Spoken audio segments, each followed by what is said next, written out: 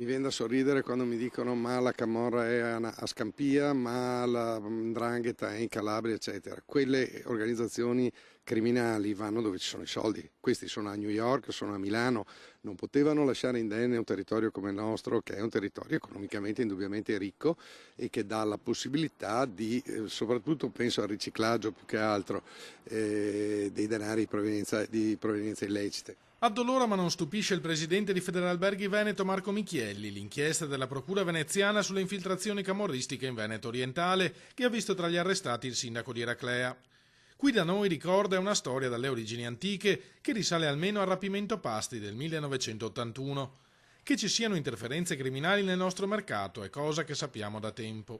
Il problema vero è che queste persone che cadono nelle maglie di queste attività criminali, quello è il termine, di queste attività criminali si estraneano da quella che è la normale competizione. Sono persone generalmente disperate che si aggrappano a questi mezzucci o espedienti per sistemare loro situazioni particolari e tutto fanno fuorché venire a parlarne con le associazioni di categoria. Ovviamente non vanno dalle forze dell'ordine, si figuri se vengono le associazioni di categoria. Sarebbe però sbagliato e devastante, avvertono gli albergatori, descrivere il Veneto orientale come un luogo dove la mafia scorrazza liberamente e controlla l'economia del territorio.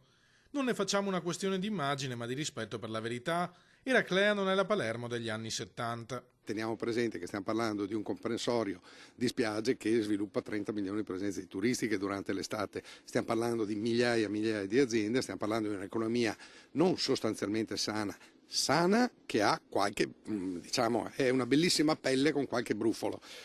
Questi brufoli vanno sicuramente estirpati. Non vedo un tumore nelle nostre località.